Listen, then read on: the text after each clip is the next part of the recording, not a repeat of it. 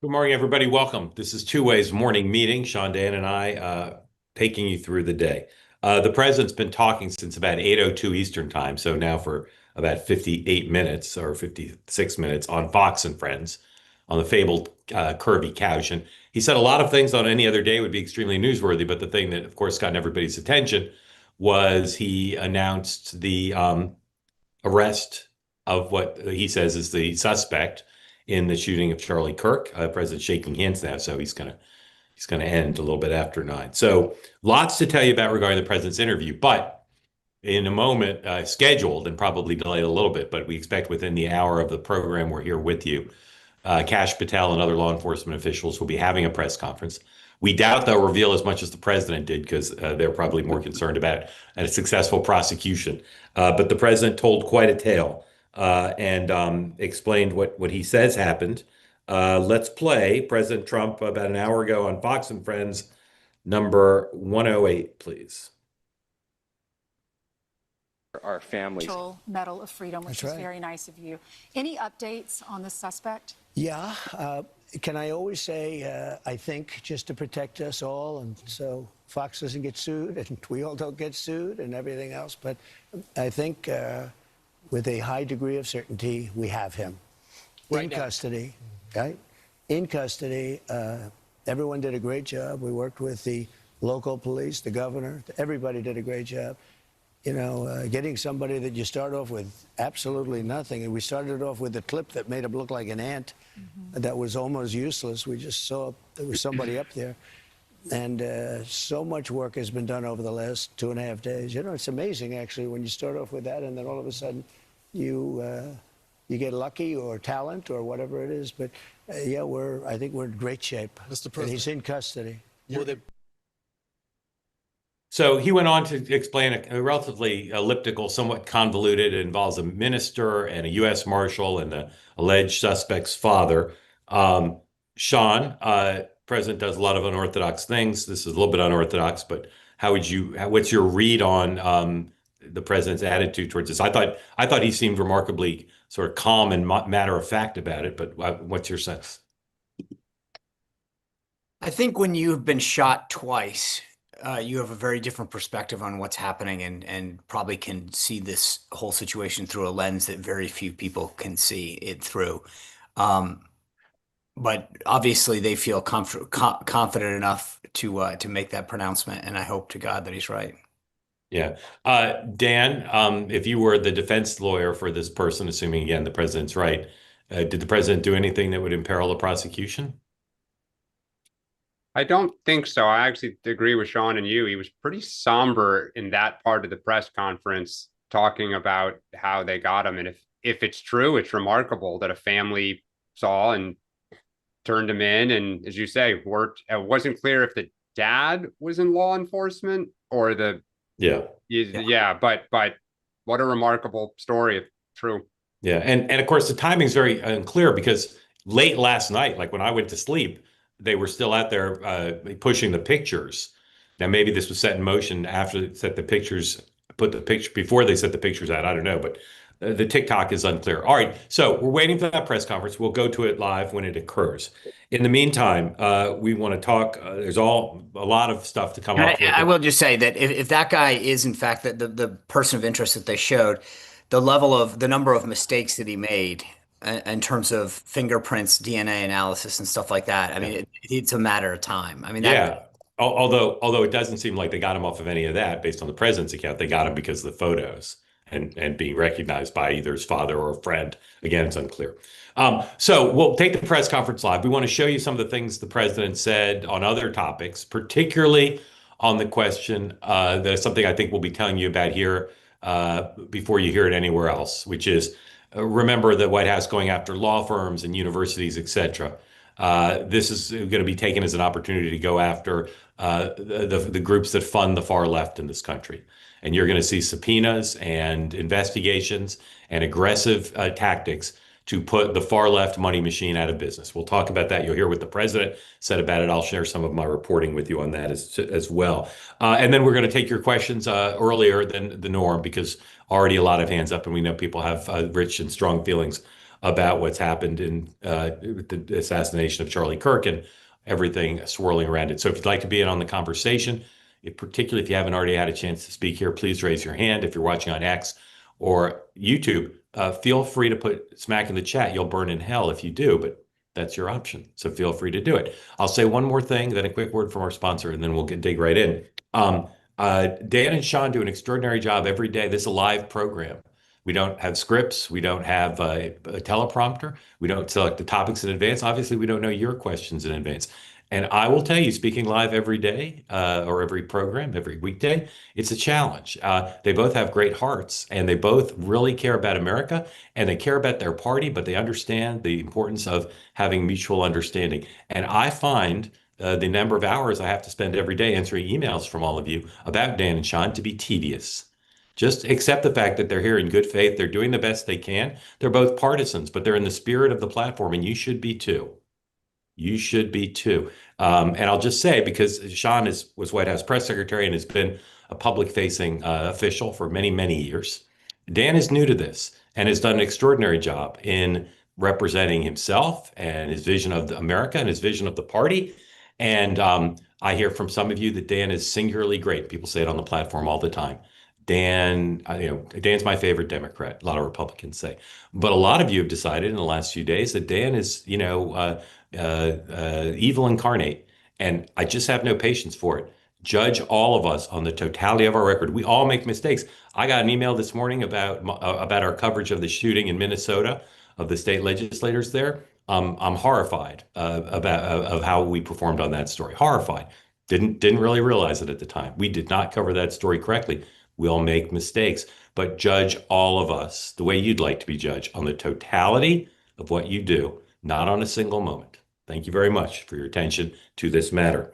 All right, our sponsor, Cozy Earth. Love to have them here. Love to be comfortable and love to be cool. It's very hot still here in New York City, and nothing keeps me cooler than my Cozy Earth pants. You can buy them too. In a moment, I'll tell you about an extraordinary discount you can get on the Cozy Earth pants. You can also buy sheets. Dan, do you have the sheets yet? I do not, but they hopefully are on their way. All right. Sheets with a 100-night sleep trial. You can return them hassle-free, like no hassle. You can also you have a 10-year warranty on the sheets. But the pants, again, I just say, you'll go on, you'll see other stuff, maybe buy other stuff, but the pants are great. You can get 40% off. I'm shocked, Mark, because you push the joggers. I tried the joggers. Bamboo joggers are my favorite. I'm just telling you. All their stuff is made from viscose from bamboo. You can wear it everywhere. So comfortable. 40% off right now. Go to cozyearth.com. That's a website. cozyearth.com. Enter the code morning40 for 40% off their best-selling sheets, pajamas, and more. Built for real life. Made to keep up with yours. Cozy Earth by the pants. All right. Today, the president just probably over at Fox now talking to all the people in the makeup room, because that's what you do after you're on Fox and Friends. I haven't been on Fox and Friends in a decade, but I remember they had in the green room, they had smoothies, little tiny like shot glasses with like raspberry smoothies. That's what I miss. Anyway, that's his schedule, because after that, he's going to Bedminster. He'll probably drive. Is he driving from New York to Bedminster? No, he'll go to the helipad. Really? Okay. I don't think he does the Lincoln Tunnel and the GW Bridge. Helipad or because there's helipad, or he'll go to LGA and go to the Anyway, presumably spending the whole weekend at Bedminster. Very humid, I gotta say, at least where I am, it's very humid. House and Senate are out. Don't know what the vice president's doing. I believe he might still be out west, but I don't know that. UN Security Council meeting here in New York City to talk about Russia and their drone incursion into Poland. One of Sean's successors, the lady Dan knows as KJP, I call her Gris Jean-Pierre, with a bit of a lilting accent. She's sitting for one of those transcribed interviews in front of the House Oversight and Government Reform Committee on the question of the president's alleged mental decline. Sean doesn't like me to call it alleged, maybe manifest. President Biden's manifest, or apparent. How about apparent mental decline? Apparent is mental decline. Apparent is a great journalistic weasel word, because it can mean two things. It can mean clear, it's so apparently clear, or it can mean possible. So I like to use that, apparent mental decline. And the Prime Minister of Qatar, Sean, you know who that is? Prime Minister of Qatar. His name is Rahul. Yeah, his name is Mohammed bin Abdurrahman bin Jassim Al Thani. It's got more names than Thurston Howell. He is here. He's having meetings with administration officials. It says New York and Washington, meeting with Trump, Vance, Rubio, and Witkoff. I don't know which of those are here. Maybe he's meeting with Trump here and then going to DC for some of the others. Anyway, 10 o'clock consumer sentiment report is out. All right, gentlemen, let's listen to some clips. Again, we're going to get to your questions soon, so please, if you'd like to be in on the conversation, please raise your hand. Let's listen to a little bit more as we wait for the press conference of the president's explanation of what happened. This is 109, please. Yeah, I think that I don't want to go too far. I'd like to tell you some stories at how it happened, but essentially somebody that was very close to him turned him in.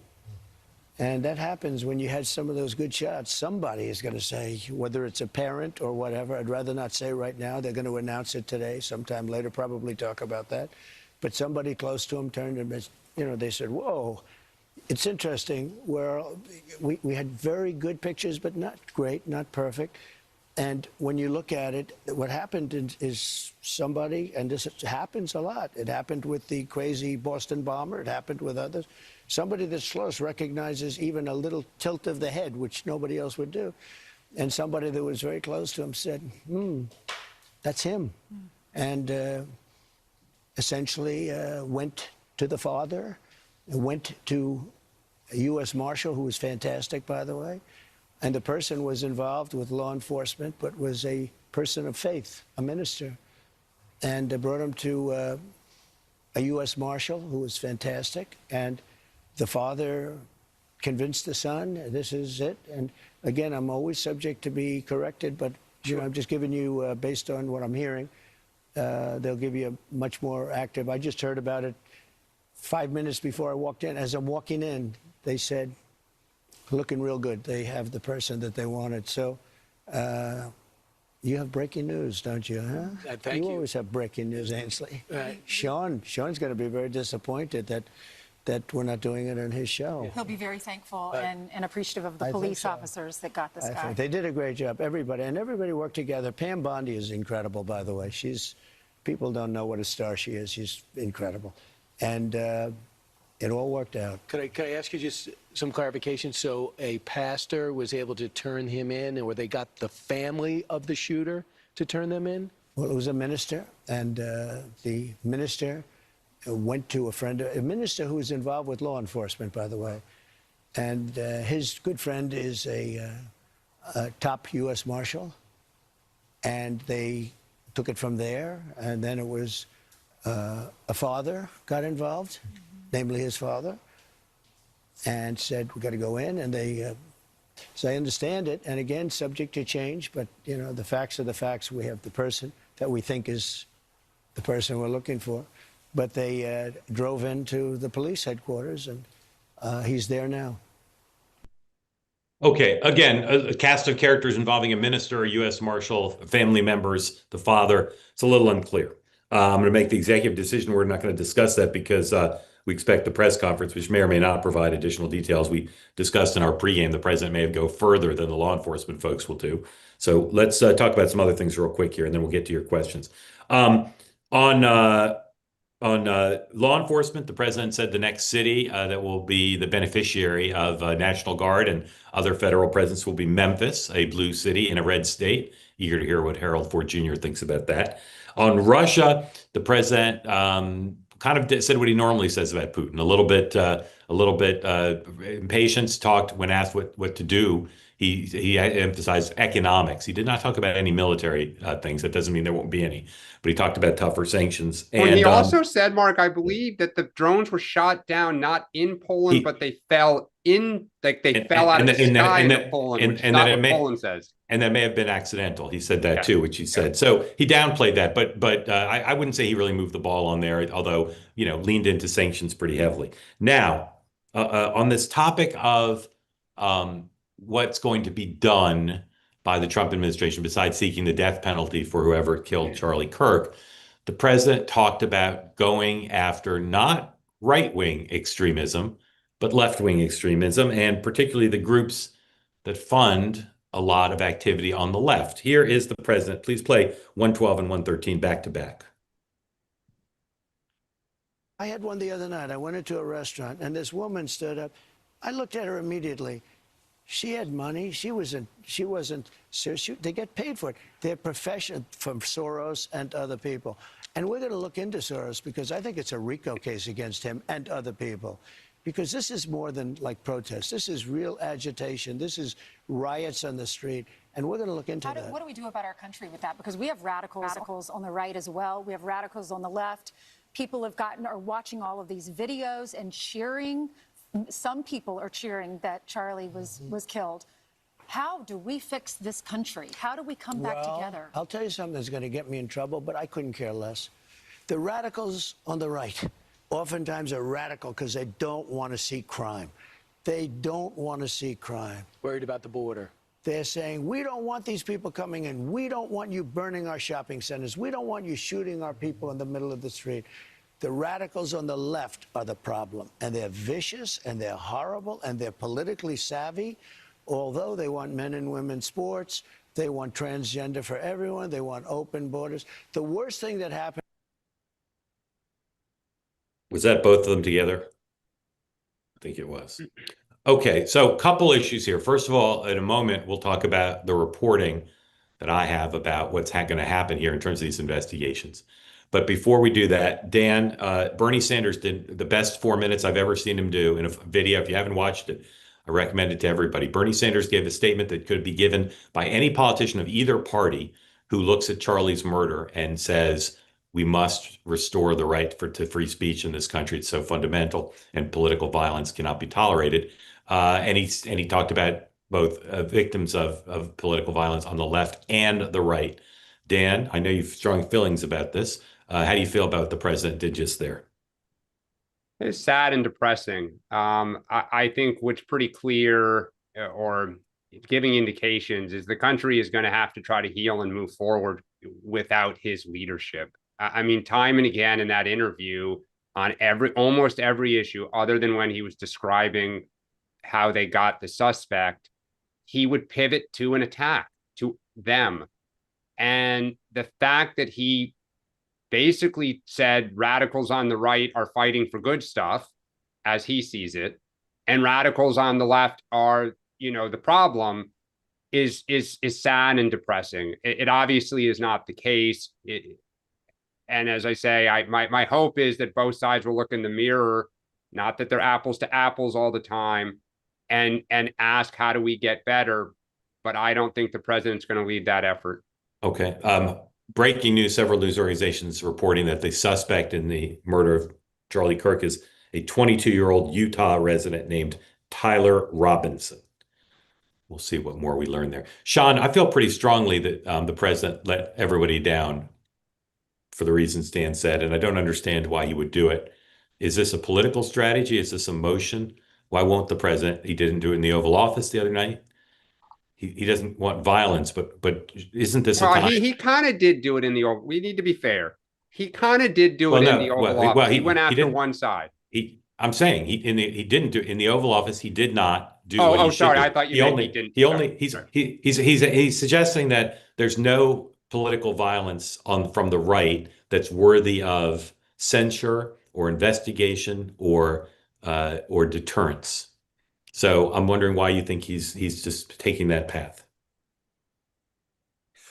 So two things. First, on this Tyler Robinson person, there is video that's been going around the last several hours of an individual that apparently matches the alleged suspect, or whatever we're calling him, where he confronts Charlie at a Turning Point USA event and asking about why he's coming to college campuses. And anyway, so I don't know that it's the same person, but there was a bunch of people online making the connection based on the facial recognition. To your question, and this is what I tried to address yesterday. It is so difficult to reconcile the feelings that many of us have on the right. Every time there's an event, everyone on the right has to account for every knucklehead on our side that says or does anything. Little Johnny says something at Thomas Jefferson Middle School, and every Republican is asked to condone it, condemn it rather. Something happens on the left and it's, well, it wasn't that big of a deal. It was justified. I think we've had it. We've just had it. And I think we've been tired that every time something occurs, we have to be the better angels. We have to take the temperature down. And I said this yesterday, and it's, Mark, to your point at the beginning of this conversation, it's difficult because sometimes you're speaking extemporaneously. And I always am thinking, okay, how's this going to come out, an hour later or a year later when someone looks back on it? But there's a moment that I don't think that people that haven't been part of this movement appreciate how much suppressed anger and pissed offness exists right now. It has been. Sean, is he Dan, president? please let me finish. I've never interrupted you on this. Please do not jump in right now. This is not the moment. I respect you. I respect everything that you say. And I know that you're doing your best to articulate not just your views, but trying to explain to people the moment. But this is not normal. This is not what's going on now. And for everyone to look at the president and say, yeah, you've been shot. You've been yanked off a ballot. You've been persecuted and had the judicial system. And you're supposed to be the guy that's not supposed to go out there and say, forget it all. Your buddy just got shot and assassinated. But let's be the better person. Once again, it's not going to happen. I'm sorry. I know you guys want everyone to go, oh, it's all going to be okay. And we're supposed to sit back and say this. I want no one else to be hurt. I hate violence in this whole discussion. I hate where we're at. But it's always our side that has to be the ones to take it down. And I'm sorry. Maybe most of you, and I hope to God you never have to experience it, but when you can't walk down a street safely, you have to worry about your family's safety when you leave your house. That's something that no one should have to experience. And finally, some of these guys on the left are like, oh, now we need to take it down. I was there. I was the guy that informed President Trump when Steve Scalise was shot. I went to the hospital with him, and everyone said, we got to take the temperature down right away. It's every single time it's our side that needs to do it. And I understand the president's frustration right now.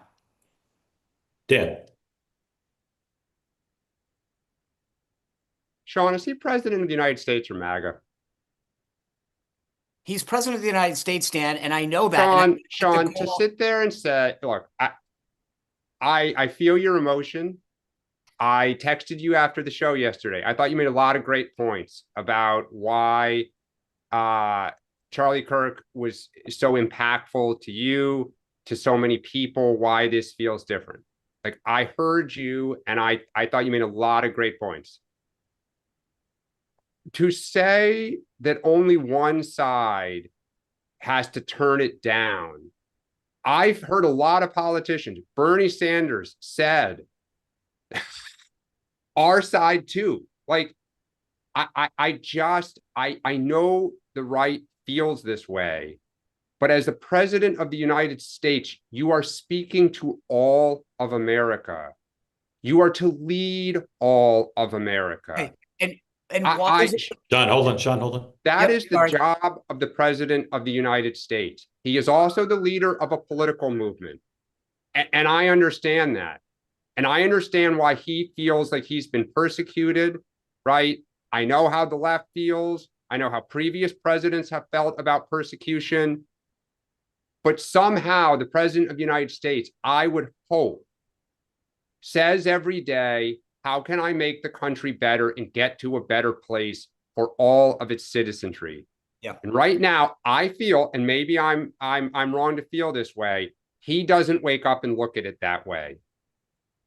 And I understand why. And I think the funny thing is that Barack Obama and Joe Biden did a lot of blaming of the right.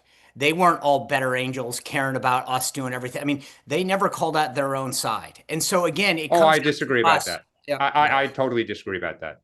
Okay, so here's what we're not going to do on this show. And I'm not talking to you guys because you don't do it, but a lot of the community does. We're not going to play a game of, is the Minnesota shooting worse than what happened to Charlie Kirk? We're not going to play the game of, is January 6th justified? Okay, both sides, all sides, have done things that involve political violence. And sometimes it's been done without the censure of politicians. President Trump, of course, pardoned the January 6th, people convicted around January 6th. Senator Sanders, in his extraordinary 4 minutes remarks yesterday, talked about political speech and freedom and all that. He didn't say, I regret not speaking out for the last 3 decades as people on my side of the aisle have intimidated conservatives from speaking at college campuses. I wish he had, and if I can get a question to him, I'm going to ask him about it. There needs to be political leadership. And we have one president right now, just the one, and he's not inclined to call his side out, as presidents of both parties have done in the past at times. It's still politics.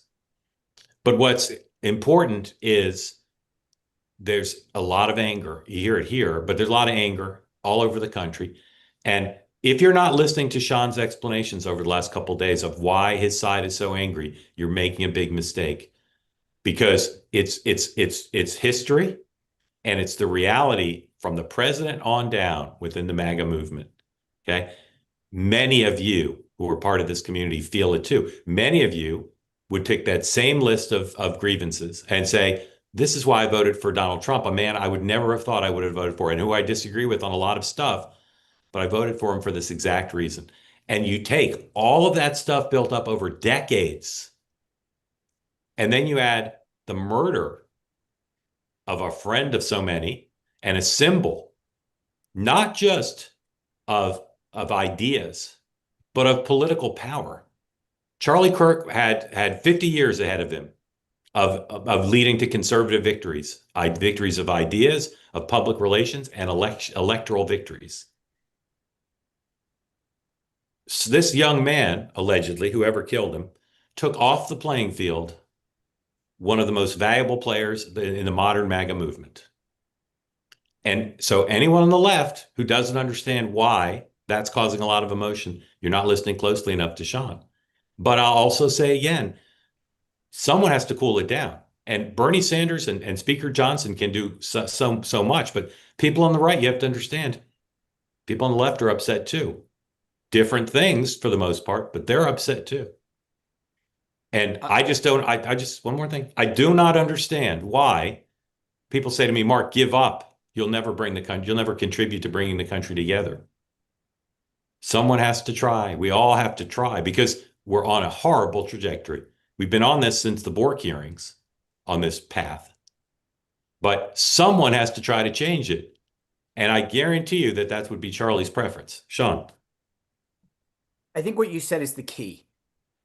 You haven't heard me point any fingers. I'm not, Dan, I think does an amazing job of trying to articulate his side. That's what we're supposed to do. What I want people to understand is exactly that, why this is so friggin' visceral. This didn't happen overnight. I'm not here blaming anybody. I'm not, like I said, I can't imagine the seat that Dan's in today. There are days when we have news and I'm like, God, I don't want to be the one having to explain this. But what we do here is try to explain it. I'm not blaming anyone. I'm not pointing any fingers, but I want everyone who watches this and everyone who listens to this to understand that this isn't just the passing of a figure. This is an attempt to squelch a movement, and it manifested itself. Charlie was at a university to bring people together, to have dialogue, which we all talk about, and yet you can't, we don't do winners and losers in a week like this. But it scares me, after what I've been through after the last 10 years, to think how hard it's been to be on a college campus, to know what it's like personally, and to go, okay, after this week, name me one conservative that's going to have the same chutzpah and strength that Charlie Kirk did to sit in an open air environment of any sort on a campus to want to have that discussion. It would scare the crap out of me. I'll tell you this, I don't have the strength that Charlie does to do that after what I just saw. And I think that people have to understand that what happened today wasn't just about Charlie Kirk. It's about stifling discussions going forward. Please listen to, thank you, that's great. Please listen to Senator Sanders. I'll save for the third time because it's so good and so important. All right, quick message from our other sponsor today, and then your questions, again, while we wait for the press conference. I'll ask everybody, we don't want to squelch you, but I'll ask you to try to be relatively short because we've got lots of hands up, close to 50. And want to get to as many as you as we can. So with that, again, please be ready to be called on. Our sponsor, Lean, an oral supplement to help you lose weight, not a GLP-1 injectable. And the goal here is to avoid yo-yo dieting, to go up and down, to keep losing weight. 10 pounds or more can cause all sorts of damage. And so the folks at Lean say, go with them to use a non-prescription product created by doctors. It is something you can take to achieve a lot of goals. healthy level of blood sugar, control appetite and cravings, all natural burn fat by converting to energy. You can get their products. Go to the website, takelean.com, 20% off if you enter the code MARK. I got to be the code because I'm the chubbiest of the three of us. Go to takelean.com, enter the code MARK, 20% off for all of their diet products, all their products, part of your exercise and lifestyle goal to lose weight in a healthy way. All right, we're waiting for the press conference. We're going to your questions. Hands up if you'd like to be in the conversation. I see many hands up. And so now I have to sort through here. Stand by. It's over. Could crash my system. That's how many hands are up. Katie Reeves. Katie from Wisconsin, thank you for joining. Unmute. Tell everybody what's on your mind. I just wanted to kind of add to what Sean said. After 24 hours, my husband and I were kind of talking about like, why is this affecting us so much? And because we weren't huge followers of Charlie's, and we realized it's because it's symbolic. And Trump always says, when they come after me, they're coming after you. And that's what it feels like. It's like we were shot. Charlie was able to go out there and say the things that either we were afraid to go out there and say, because, for instance, my brother, he's a professor, he's a conservative. Guess what? He's never getting tenure. He's 60 years old. He hasn't gotten it. And or you like, I lived for 15 years in Silicon Valley as a conservative. I would comment on message boards and things under an anonymous name because I didn't want it to affect my kids. I didn't want their teachers to treat them differently because of my beliefs. And so he went out there, was able to do all that and say all that. And I feel like we were shot. And that's why I think it's hitting us so strongly. I've learned there's no member of our community I've learned more from since Two Way started than Katie Reeves. And Katie, that was brilliant. And you speak for tens of millions, and it's a great insight and super important. Dan, and then Sean. Yeah, I mean, Katie, it's remarkable to hear you say that. It's one of the things that made me think yesterday after hearing from Sean and some of the members of the community was just how much he and the movement in the last few years since Trump won in 2024, this feeling of like people are coming out of the closet. They can be proud. Like, I am a conservative. I can go to college campuses. I can go to my local bar. I can put a street sign up or be on a, or wear a hat. On the left, when RFK and MLK were killed, right? Why did it hit so many Americans? Because they felt like, civil rights and things that they believed in, that's why those people were killed. And that they could speak like that. And suddenly they were being stifled and had to go in. So it's a great point. And I think if one of the things that comes out of this is people realize how important Charlie Kirk was and the good work that he did. I know people feel strongly about some of the things he said, but he was engaging young people. And he was, as Sean said, kind of part of the tip of the spear. I think it's remarkable, by the way, that Donald Trump is giving so much public credit to a man. It is not his MO to say, here are all the people that I might not have gotten elected, but for their help. And I think he's right. Charlie Kirk is one of them. Yeah. Sean. Actually, it's funny. I will say this, Dan. Like Trump, maybe in moments like this, I've been with him privately and publicly. He has an ability to express empathy in a way that very few people do, and it's one of his great traits. You may not like him, but I've seen him in some of the most private moments, both personally and when he's talking to other people, and it's unbelievable the way he can comfort somebody. And I know he'll never get credit. He doesn't like to publicly talk about it. I think what we saw today on Fox and Friends was the public manifestation of things that he does in private a lot. 3 quick things.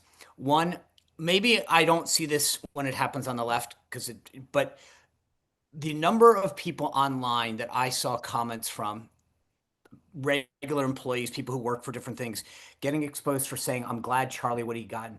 What kind of a person are you that you want the death to anybody or that you think that anybody deserves that? I don't care who you are. You could be my worst political enemy. I would never worse. Sean, it's not I'm sorry to interrupt, but there's plenty of that on the right. But that's why I just said, Mark. I just said I don't see it. No. But that's why I'm. Please let me finish. I'm trying to be unequivocal and say whoever you are, whether you call out the farthest person on the left, the farthest person on the right, the idea that any person, any human being wants the death of a person because of their views just shows you what a twisted, sick person they are. And I don't care if you're on the right or the left. You ever call for anybody's death or the violence on them, then you're wrong. Number two, to your point about Silicon Valley, Katie, we hired a guy when I was at the RNC, and this is his comment, not mine. So I don't want to. He said, it's easier to come out. This is context-wise, probably 12, 14 years ago. He said when we hired him, he goes, "Do you realize it's easier to come out as gay than a conservative in Silicon Valley?" And that was absolutely. and I know that back then it probably meant more, especially on the conservative side, because it was still a little bit of an issue. The last thing I'll just say is I had a conversation with a couple of people yesterday after the show, and they were talking about my example of going to a conservative campus versus a non-campus. And we were talking about it afterwards. Think about quote unquote conservative campuses, Liberty University, Hillsdale University.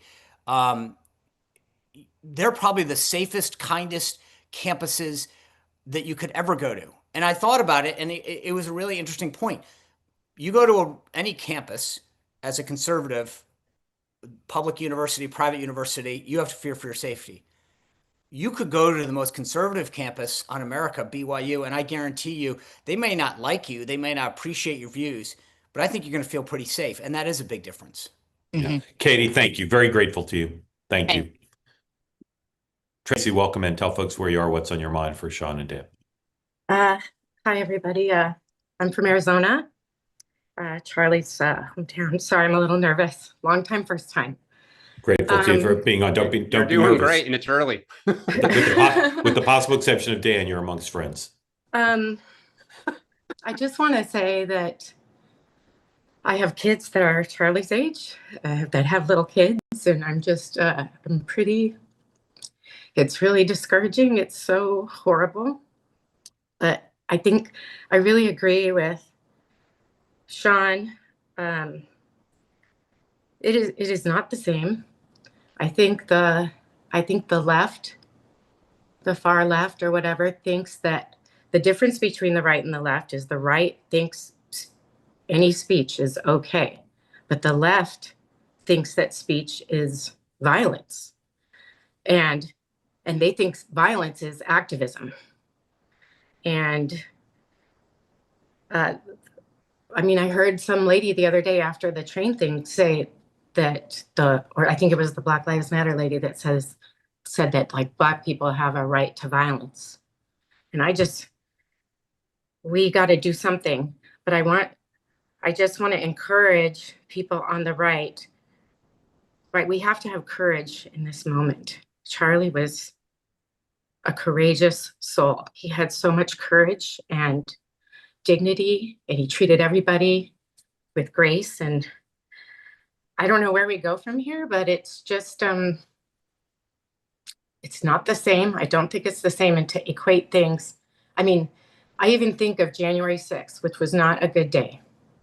But if people on the right really wanted to commit violence, that they wouldn't have done it that way. People on the right have, I'm just saying that if they wanted to do something, people on the right have guns, they have all these things but I just think it's not the same. So I just wanted to chime in. I'm sorry, I'm not being super articulate about. Great, Tracy, thank you. Thank you for that. Really great. Real quick, because I forgot to share, I need to share at least some of my reporting. There is this network of liberal groups. The president mentioned Soros, but there's others that have raised extraordinary amounts of money. And the theory of the case now is that if you subpoena everything on the spending side, not just the fundraising side, you're going to learn about a network of funding programs that, in the theory of some people in the administration, has led to violence against. That's what I also wanted to say, that the people on the left are the radicals, right? You have radicals on the right and radicals on the left, but the people on the radical left are funded and organized, and it's a whole different ballgame. There are people in the White House who agree with you, and you're going to see, based on what's happened, this is on the to-do list, but it's going to move up. It's a very high priority, and again, the president referenced this morning. You're going to see a lot of lawyers being hired by a lot of very liberal groups because they're going to be fighting a lot of subpoenas to try to figure out where this money has been spent and the connection, if any, between people on the left and violence on the streets of the United States. Dan. I love politics. I've been in politics for, as a profession for 20 years and now for a year commenting on it. I was a fundraiser, both on the official side, meaning campaigns, committees, and on the outside with third parties. I've got a lot of friends in politics on both sides of the aisle. I'm pretty well aware of how groups are organized on both the right and the left, the way money moves officially and unofficially. I mean, obviously they should do what they think is best for the country. I think you open the door to this, and if anyone thinks that the right is not highly organized on the outside money with groups that do, good work and shady work, I'll just keep to my mantra. Both sides play this game. Yeah, only one side currently has a Justice Department. Correct. Sean. That's it. That's it. I would just say, and remember, I'm not trying to do two wrongs equals a right. So just, but I will say, that we had the IRS come after conservative groups. We've had this happen before. Absolutely. Number two, I will say this: if you ever, I will give credit to the left for what George Soros and the Arabella Network. I mean, it is one of the most fascinating networks of funding that I've ever seen in my life. And if you ever go look at the when I was on active duty, we did a lot of what we call link charts where we kind of look at the source. I mean, like how these guys fund the smallest organizations, et cetera. I mean, it is epic, right? Get ready to learn a lot more about them. And I will say that on our side, we do not have, I am honest to God, like we have great groups. I think each side learns from each other. And that's what I was going to say. Okay. One of the things that I think is the untold story about, like when we were at the RNC in 10 to 16 or whatever, we studied a lot of what OFA had done, how Organizing for America, what they done, and said, hey, can we take what they did for a candidate and do it for a party? Arabella Networks and the Soros Network is something to be studied, admired, and replicated on the right. I will give them a ton of credit for how they've done this. When we talk about Soros prosecutors, it's not like Soros just walks out and hands them money. The network by which they create this stuff down to the smallest levels of government is, from a political standpoint, to be admired, studied, replicated, because it is unbelievable what they've done. And I will say, and then the difference between your side and ours is that we have a lot of guys who have these purity tests, which say, we're with you if you agree to this, this, and this. Where the Soros team, again, pure admiration, is they don't care. They're like, if you buy into the lefty thing, we got you. And I think that's how they do. They like I said. Hold on. Okay. David King. Hey, guys. Calling in from Louisville, or zooming in from Louisville. Dan, first of all, I want to tell you, I watch every day pretty much. Dan, it hurts my heart to see the look on your face the last couple of days, as I know you're struggling for words and fairness. And just so you know, they got to go through this fat Republican disabled lawyer if they're going to get to you. Thank you. It hurts my heart, and it hurts, I think, probably a lot of others. I just want to say that. However, that was the buildup. Yeah. First of all, Sean, the IRS didn't go after conservatives. I'm assured of that by the New York Times and the Washington Post. It didn't happen, and the Obama administration looked into it, and it didn't happen. Thank you. Appreciate that clarification. It's no problem. But honestly, I think part of the anger that you're seeing so very, very clearly is that it's relentless. From, you can't watch late night television, not even on a Saturday. You can't watch, if you want to hear a musical artist, unless I'm going to Kenny Chesney Fest, which, no offense to Kenny Chesney, but I love Bruce Springsteen. I don't see Bruce Springsteen standing up today and saying, we're not like this. Now, I heard him from Birmingham, England, criticize Donald Trump. And that's not a brave thing to do. criticizing Donald Trump from the left is the safest thing that can be done in this country. Stephen Colbert's done it every night for a decade. And I'm glad to see his show ending. It's a monolith. It's the monolith of media, academia, entertainment, the arts. There's no conservative outlets for this. And then they begin to grow, and then the effort is to shut them down. And Dan, I think that that's part of the anger that you're seeing is when you see what we saw this week and you see that wound, that horrific wound, we're tired.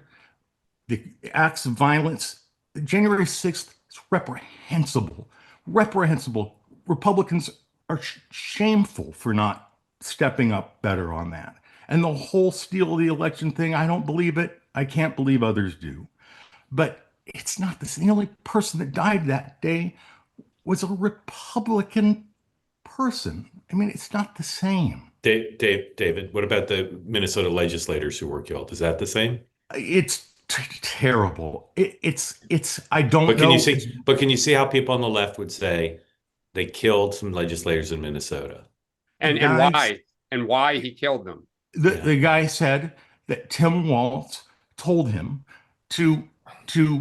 they should talk to Tim Walz after he was dead because he told him to kill Amy Klobuchar because Tim Walz wanted to beat her in a Senate race. I made a mistake. I don't want to say they're the same because I think that's a trick to say things are the same. But do you see why of course. But do you see why people on the left don't think it's right to say there's no examples of political violence on the right? Do you see why people on the left feel that way? Absolutely, there are. I will tell you, Mark, I want you to think back to the day in Palm Springs recently where we had a car bomb go off in front of what was told to us to be a Planned Parenthood, to be an abortion rights. What was the story there? That wasn't the story. The story was that was a prenatalist, somebody who thinks we had the right not to be born. Every time, Gabby Giffords was not shot for a political reason. Gabby Giffords got in the way of a bullet. If you want to go down that path, we don't know why Charlie was shot. Yeah, we don't. So transgender Antifa sprawling. We don't know that's true. That's been knocked down. We don't. I'm sorry, I have not seen that was taken down. All right, David. You're right. David, thank you. You speak for tens of millions, and I'm very grateful for the way you phrased it, and thank you for being part of two-way. And David, I will say this, and I've said this publicly. The Democratic Party most Democrats calling Donald Trump Hitler and authoritarian, it was wrong. I've said it the whole time. It was a bad political strategy, and it was wrong. And do I think that some crazy could hear that as a clarion call that I have to step forward and kill Trump or kill Charlie Kirk or leaders of the movement? I absolutely think it's one of the, it's crazy. And I think there are enough crazy people in this country when they hear people say that somebody is this threat to your way of life, that somebody will hear that and think, gosh, I got to go do something. It scares. It's why politicians are terrified. Miriam, can you unmute Miriam? There you go. Welcome in. Tell folks where you are and what's on your mind for Sean and Dan, please. Oh, yeah. I think you were unmuted and now you're remuted. One more time. There you go. There you go. You got it. Hi. Thank you. I just appreciate the opportunity to speak just in light of, sorry. That's okay. Take your time. That Charlie was killed for speaking. So it's really, that's really been, I was shaken to my core that day. In a way that I wasn't even when Trump was shot at, because that a lot of people can say, I can understand that. Like, people would say to themselves, I'm not surprised.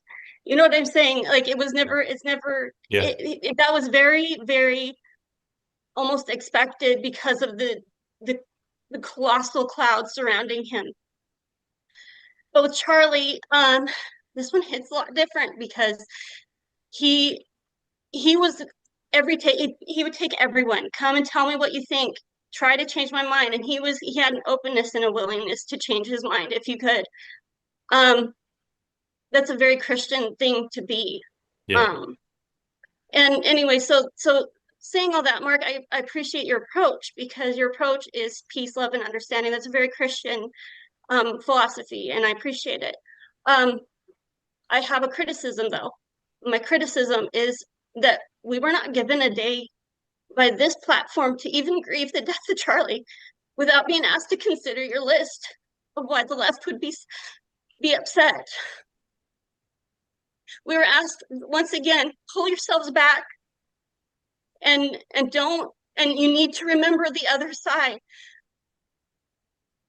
When we haven't even been told that we see your side, not in any, and I'm just repeating what people say, not in any medium, not in any cultural, their industries are not with us in any way. And like the previous man just said, we build something up and they kill it. Miriam, thank you. I'll say respectfully, you're mischaracterizing what was said on this platform, including by me. I have said from the minute Charlie was shot, literally from the minute, I've said, right now, there's going to be a lot of anger on the right.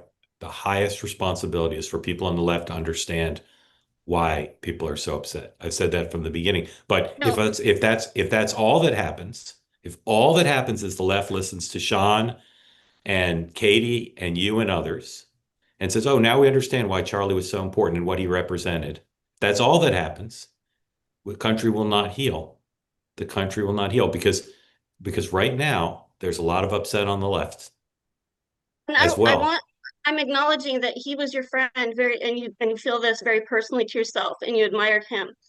I'm just saying that in my mind, my reaction to when people would bring this up, and then it would be the both sides. You've just solidified the divide. No. It was not inviting people in to consider something else. It wasn't allowing people to grieve. Miriam, you grieve on your own time all you wish. I'm not interfering with your grieving. If you think the solution to this problem is to simply say the right is going to destroy the left, given the opportunity, because Charlie was killed, that will not heal the country. I'm not interested. No, so now you're mischaracterizing what I'm saying, though. Well, but you're saying you want 24 hours to not be told that the left has grievances too. Is that what you're asking for? No, what I'm asking for is that because when you're saying, okay, you're in the midst of this, people watched their Kennedy go the day before, and then you come on this platform, and then somebody says we need to ratchet this down and pull back and do all of these things, and we haven't even said anything. Nobody has even said anything other than, my God. No, people had said quite a bit. People had said quite many things, including the president. People had said quite a bit, including the president. And I'm just telling you, the cycle of recrimination. I hear every day from people in the administration, even when I say, well, wow, that's a lot. I don't care about norm violations. That's a lot under the law. They say, let me tell you what you covered up for Joe Biden's acuity decline. That's not the way this country will heal or thrive. If all the new administration does, regardless of party, is say, we can do whatever the fuck we want, because look at what the last guys did. That's not even what anybody that I know is saying. That's literally not. Okay, what you seem to be saying is that you weren't allowed to grieve because early on we raised the notion that the right has responsibilities too. That seems to be what you're saying. To me, it was not an invitation for understanding. It wasn't. It just wasn't. It was, to me, I got a visceral reaction, because what I'm trying to say is that we see the left's grievances every single day. We see them in the media. We see them in Hollywood. We see them in academia. Do you have Fox? We do have an understanding. Do you have Fox News? We do have an understanding. Do you have Fox News and Newsmax? No, I do not. You don't. All right. Dan's going to get you. Dan's going to get you a subscription. Look, Miriam, I hear you. I think Mark, in my opinion, you may disagree, set the tone early on yesterday and even the day before, for those who came on with the special at 4:00, of people on the left don't understand why this is such a big deal to people on the right. And he really kept saying, yeah. And I think Sean has done a great job speaking for you and for tens of millions about why Charlie is so special, right? So I think this platform, Mark setting the tone, Sean for speaking both from his own experience on the Trump team and as a commentator in the movement, to why this is such a big deal. And so I think that voice. I did acknowledge that. I don't know if you remember. I did acknowledge all of that in the beginning. Yeah. And I No, expressed, Okay. see, like I'm just expressing to you, Mark, how people would react to your approach to the situation. And I don't necessarily have an answer for that, but my reaction was visceral, and I can only tell you what I reacted like. Okay, Miriam, I thank you, and I'm going to apologize to you for my overreaction. But the reason I'm so emotional about this, or one reason I'm so emotional about it, is you will not find someone who's worked in legacy media who has been more understanding about what the point of view you're projecting than anyone. Mark. You will not find anyone more than me, maybe as much as me. So I get very frustrated. I get very frustrated when we're doing our best here. And if you compare it to anything else that you would criticize in the media, we're head and shoulders above them, all of us. You are. So that's why I'm frustrated. This is a very emotional thing for a lot of us because it's been the decades leading up. Yeah. And to be like, just to be told once again to pull yourself back and don't, like that's what it felt like. It doesn't mean that's what you did. I stand by that, and I stand by the fact that that's what Charlie would have wanted. Thank you, Miriam. Very grateful to you. And again, I apologize for my failure to speak precisely, and I should have characterized what you said. Kendall, welcome in. Thank you for joining. Tell folks where you are, what's on your mind. I'm in Minnesota, so some of this stuff really hits close to home from the school shootings, the legislators and everything. And I started listening probably about a year ago. So thankful for this platform. I'm a financial advisor, so I also appreciate whenever you have David Bahnsen on. He's so wise, and I use a lot of his stuff now in client meetings. But what I wanted to bring up, and it's just been gnawing at me since Charlie was shot. And to be honest, I'm 47, so I don't connect with Charlie Kirk quite as much as probably younger people, but I know a lot of young men that definitely do. And but I'm also a pretty old dad. I'm 47, and I have an 8-year-old, a 7-year-old, a 3-year-old, and a 10-week-old. Congratulations. And thank you. I'm a very blessed guy, all through adoption. So we're incredibly blessed. Oh, that's good for you. The point I wanted to make is when we talk about situations like this, the failure from my perspective is when the legislators were shot in Minnesota, the correct response from the right is, I am so sorry this happened. End of story. Not, oh, and by the way, we also need to have some empathy thrown our way because we also get hurt. And so I kind of think about, like, I end up as a financial advisor doing a lot of marriage counseling. And because money causes all sorts of issues, right? And so what I have found, and I think this is the core of the issue right now, and I think why Dan's getting a lot of arrows kind of thrown his way, is when I meet with a couple, it doesn't matter if it's 50-50, 95-5. If one side doesn't take full responsibility for their side and stop pointing at the other side, that couple doesn't have a chance. And so I think that it needs to be situational awareness. So, like, it's just not helpful, Dan. And I love you. And I have told so many people, this is like, you're my favorite Democrat. I know you hear that all the time. I truly mean it. But like pointing out the whataboutisms when the legislators were shot here in my state, the correct response is to the left, I am so sorry it happened. Not also look out for my feelings as well. It's got to be situational. And I think that's the core of the issue, Dan, that why you're still getting arrows is it needs to just take each side. I think, Mark, what I appreciate about you is you're trying, but I think the point is trying by telling the hurt party at the time they're hurt that they have to really consider the other side isn't the point. The point is actually the opposite side needs to just say, I love you, I support you, it was wrong. If it was our side, it was wrong. And that kind of needs to be the end of it. Instead of that, but also let me point out how I also feel it's situational. It's not global, it's not universal, it's situational. And so that's where I think why Dan probably feels like he's getting a lot of arrows is that like the right has bad people, the left has bad people. But I don't think when someone, the previous commentator when she, was talking about her feelings and everything. I think that's what she's talking about. It's not that I need time to mourn. It's like we're spending half the time talking about the other side and their feelings. Yeah, understood word time. Here's what I would say to that, and see if I can say this correctly. It would be great to not have to ask the other side at a time of their pain to express understanding. The problem is you've added several times, almost as an aside or a throwaway line, of course there's problems on both sides. If the premise was there are problems on both sides, we don't even need to say it, there wouldn't be the need for the most recently aggrieved side to acknowledge it. But they don't. They operate as if there's nothing in the world that they've done that harmful to the other side. Do you understand what I'm saying? I do, but that's not what Sean is saying or Dan is saying. So I'm just trying to say situationally. I think they both. I'll speak for them because we're at time. I think they both believe that. The problem is that the loudest and angriest voices on both sides act like it's not true, and they resent being told anything they've ever done as anything that's at least bit comparable to what the other side has just done. We got to stop. We got to stop. I'm very grateful to you. Thank you for being part of 2 I'll come back sometime. Okay, thank you, guys. Sir. Grateful to you. Sean and Dan, quick closing comments because we're over. Yeah, I just say, first of all, Kendall, I love the analogy. I was thinking of this the other day because it's how we talk to each other.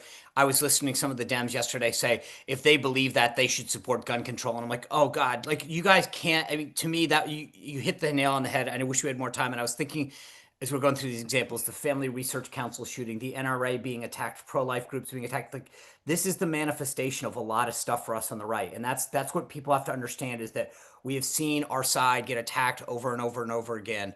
And this is why a lot of it matters. Yep. Thank you, Sean. Dan, real brief, if you could.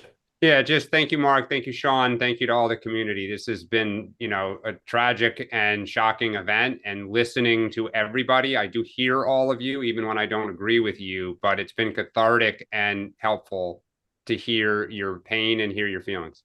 Two-way later today, 2 p.m. Eastern time, the great random offense with our friend Ethan Strauss, his guest Ryan Glasspiegel, Front Office Sports, 2 p.m. And I'll be back, final show of the week, 6 p.m. tonight, two-way tonight. Please join me then. All the day's news, including the developments in the press conference, which was supposed to start an hour ago, but still has not begun.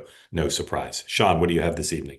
I'm going to break down. Sept does a lot of election analysis. He's based in Arizona. His wife's an Arizona state rep. So we're going to talk about honor Charlie's legacy, how it's going over in Arizona. And then obviously Charlie was really important in mobilizing people. We're going to talk about where the elections stand and what does this mean going forward. So Sept Keshel tonight, voter registration numbers, et cetera, trends, 6 p.m.